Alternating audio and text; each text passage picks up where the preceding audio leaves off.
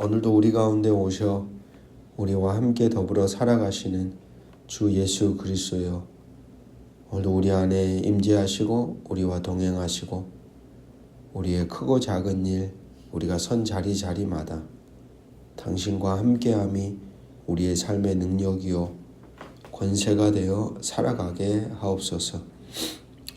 주님이 함께 계실 때 우리 안에 분별함이 생기고, 주님이 함께 하실 때 우리 가운데 직면한 많은 시험의 문제들을 지혜롭게 이겨갈 수 있습니다.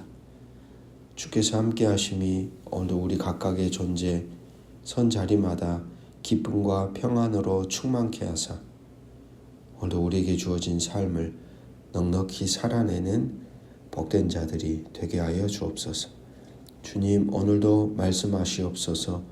우리가 듣기를 원하고 깨닫기를 원하고 그리고 우리의 존재를 다해 살아내기를 원하오니 주여 성령 안에서 도우시고 함께 하시기를 예수 그리스도 이름으로 기도합니다. 아멘. 오늘 우리에게 주시는 기록된 하나님 말씀은 사도행전 26장 19절에서 32절 말씀입니다. 오늘 본문은 어제 본문과 계속 이어지고 있죠.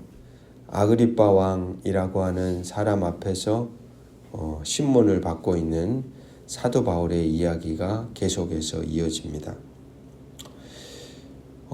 어제 본문 17절, 16절, 17절, 18절을 보시면 사도 바울이 다메섹에서 만났던 예수님, 그리고 그 예수님이 사울에게 했던 이야기의 내용이 나오죠. 일어나 너의 발로 서라. 내가 내게 나타난 것은 내가 나를 본 일과 장차 내가 내게 나타날 일에 너로 종과 증인을 삼으려 함이라. 하나님의 일꾼으로 사도 바울을 부르셨고 이스라엘과 이방인들에게 바울을 통하여 구원하려고 그들의 눈을 뜨게 하여 어둠에서 빛으로 사단의 권세에서 하나님께 돌아오게 하고 죄사함과 또 하나님의 기업이 되게 하겠다. 그게 사도 바울을 부르신 하나님의 목적과 뜻이었습니다. 문제는 뭐냐면 그렇게 부르셨더라도 응답하는 사람이 없다면, 응답하지 않는다면 하나님의 뜻이 무색해지고 사라지는 것이겠죠. 그런데 오늘 본문을 보십시오. 19절 아그리빠 왕이여, 그러므로 하늘에서 보이신 것을 같이 한번 우리 고백합시다. 내가 거스르지 아니하고. 사도 바울이 그것을 거스르지 아니하였다. 그리고 나서 사도 바울이 행한 행동이 다메섹과 예루살렘에 있는 사람과 유대 온 땅과 이방인에게까지 회개하고 하나님께 돌아와서 회개에 합당한 일을 하라 전함으로. 거스르지 아니하고 바울은 전합니다. 그렇습니다, 여러분. 모든 부름에 모든 사람들이 예라고 응답하진 않아요. 그런 만남에 초대받아도 그렇게 깨닫게 하여도 들려주어도 자기 존재를 끝까지 붙들며 강팍한 존재로 원래 살던 대로 사는 이들이 있습니다. 주님과의 만남으로 모든 것이 변하지는 않습니다. 모든 사람이 변하진 않습니다. 자신을 찾아오는 주님과의 만남은 그 사람의 응답을 통하여 참된 연결이 일어나고 그 자리에 새로운 길, 새로운 전환이 일어나고 그래서 이전과 다른 하나님 나라의 역사가 일어나는 것입니다. 만남이라는 건 일방 통행이 아니라 양방 통행이 될 때 참 만남이 일어나죠. 그러니까 자기 이야기만 계속하는 사람들이 있어요. 상대가 듣든 말든 자기 소리가 중요한 거죠. 근데 참된 만남이란 주고받는 겁니다. 아, 듣고 있구나, 느끼고 있구나, 같이. 그럴 때 진짜 만남이 일어나는 거죠. 우리가 가진 신앙이 바울과 같기를 저는 소망합니다. 하나님과 우리와의 만남에서 주고받는 만남, 그리고 사람과 사람 사이에서도 서로 주고받는 진실한 만남, 그런 만남의 자리에는 기쁨이 있고요, 연결됨이 있고 행복이 있어요.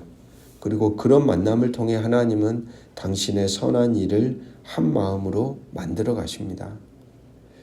바울에게 예수님과의 만남은 지워지지 않는 은총의 만남이었습니다. 여러분 생각해 보십시오. 예수님을 만난 것도 좋습니다. 하나님 나라 복음을 전하는 것도 좋단 말입니다. 하지만 그렇게 전할 때 자기 존재가 변함으로 인해 그가 감당해야 하는 삶의 무게나 고난이나 핍박, 박해, 심지어 살해 위협까지 있다면 과연 그런 삶을 쉽게 감당할 수 있었겠습니까? 오늘 21절, 22절을 보시면 유대인들이 성전에서 나를 잡아 죽이고자 했다. 그렇지만 하였으나 22절 하나님의 도우심을 받아 내가 오늘까지 서서 높고 낮은 사람 앞에 증언하는 것은 선지자들과 모세가 반드시 되리라고 말한 것밖에 없으니 바울은 전혀 위축되지 않습니다. 전혀 물러서지도 않습니다.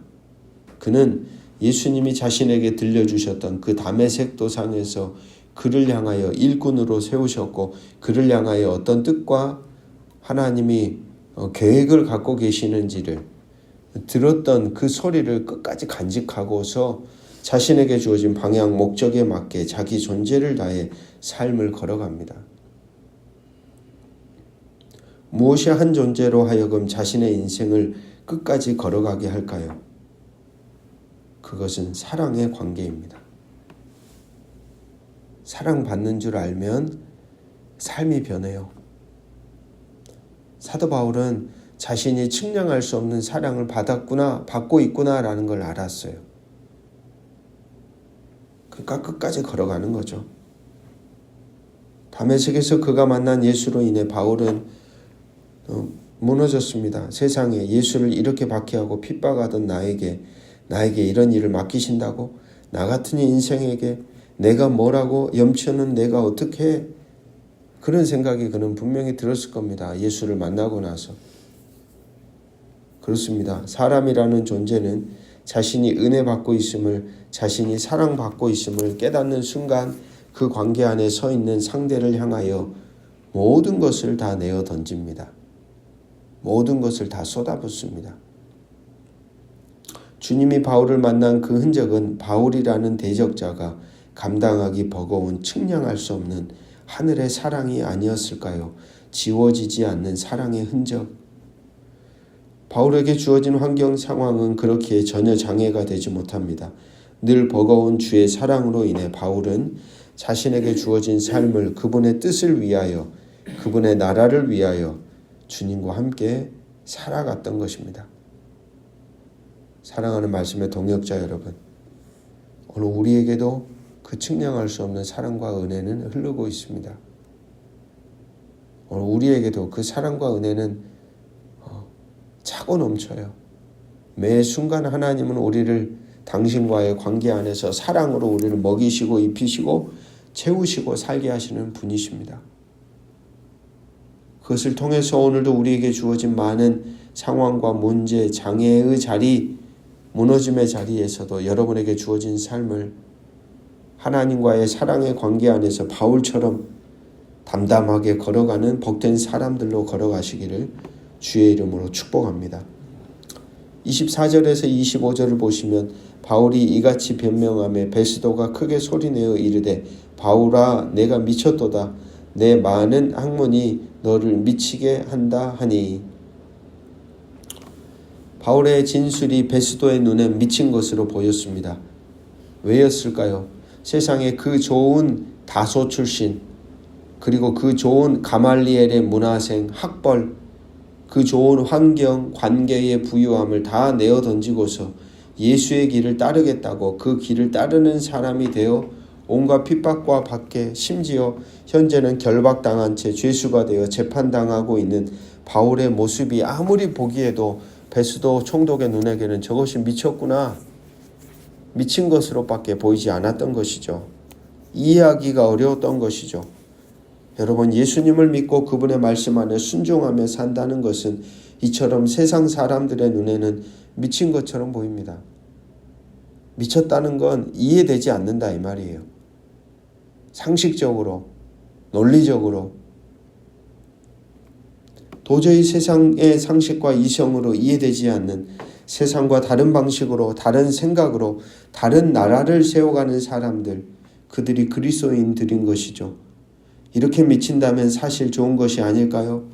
여러분 보십시오. 우리가 사는 세상을 돈에 미치고 명예에 미치고 사람에 미치고 성에 미치고 소유에 미치고 그런 것에 미치는 것보다 예수님에게 온전히 묶인 사람이 되어 미친 사람들, 어쩌면 오늘 우리도 좀 미쳐야겠습니다. 그에게는 세상의 판단과 평가보다 더 확실하고 분명한 하나님의 판단과 평가가 있습니다. 사도 바울은 하나님의 판단에 민감한 사람입니다. 그는 세상 안에 살고 있지만 하나님의 존재 앞에 살고 있었던 사람이었습니다.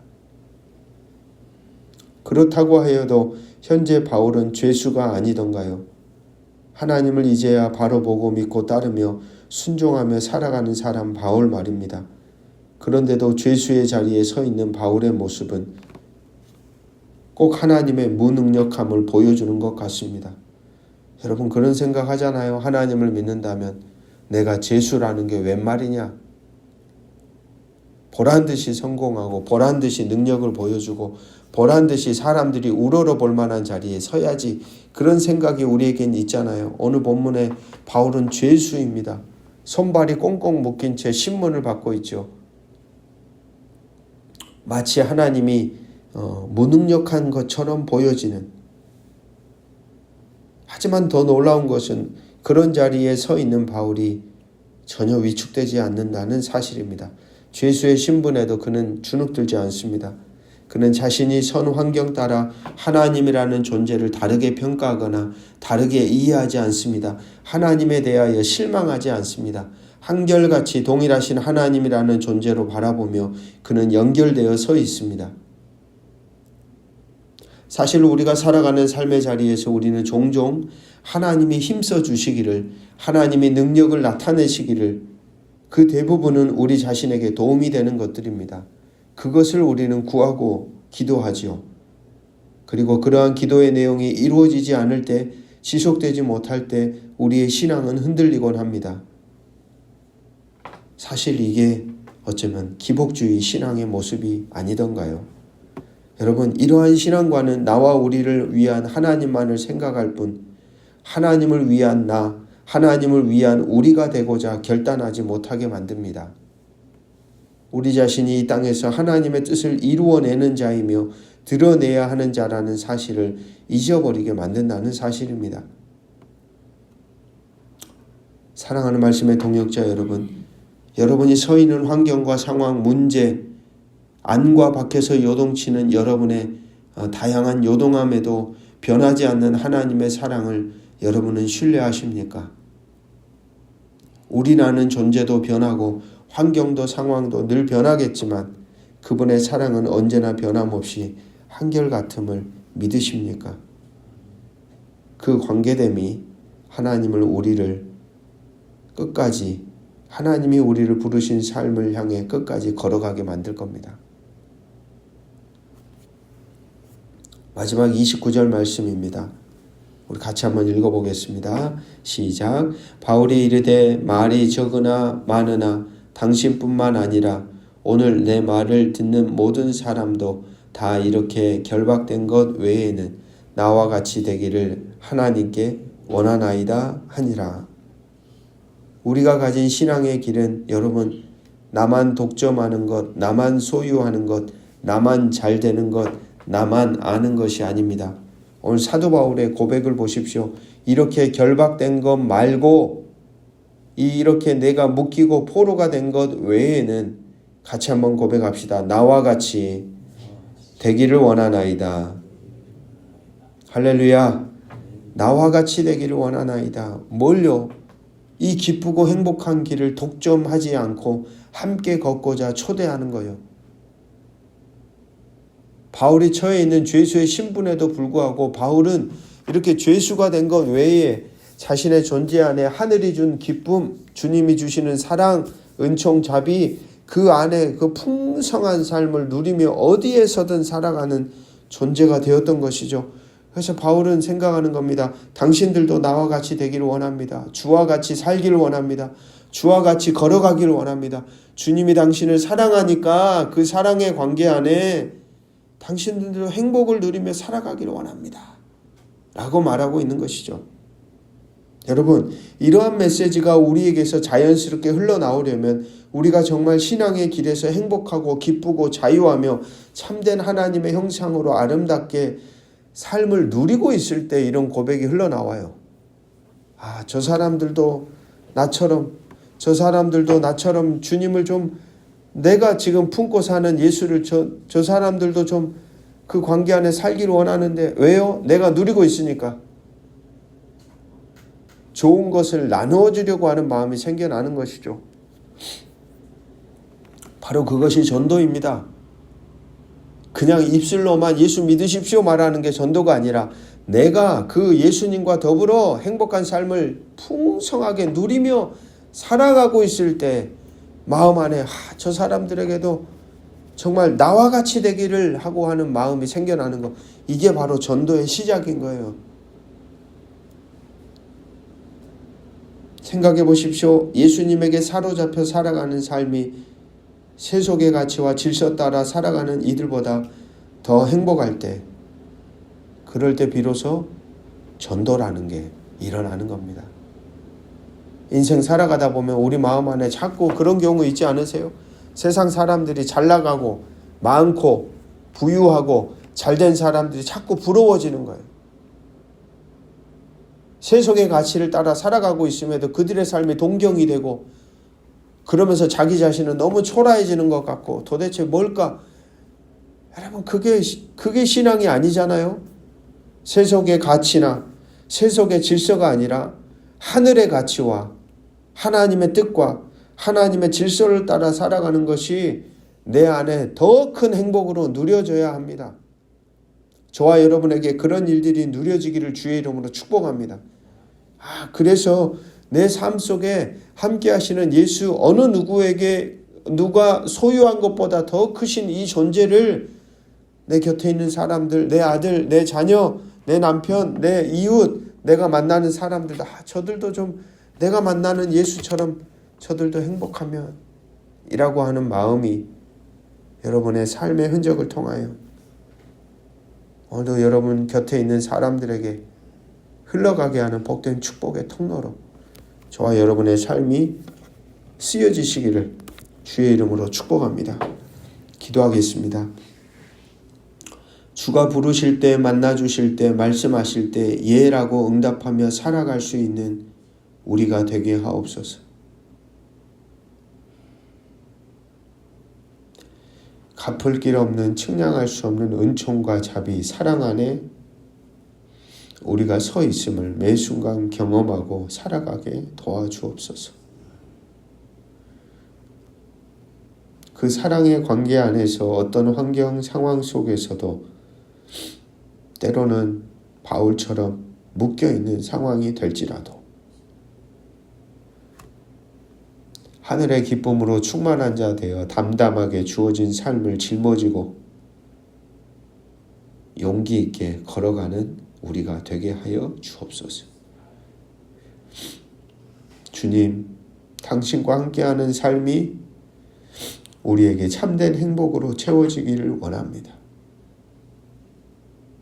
당신과 함께 사는 삶이 내게 충만한 기쁨이 되어 우리 곁에 서 있는 누군가에게도 저 사람들도 나와 같이 되기를 이라고 고백이 되고, 그리고 그들에게 예수를 만날 수 있는 다리를 놓을 수 있는 그 신앙이 전달되게 하는 삶을 우리가 걸어가게 하옵소서.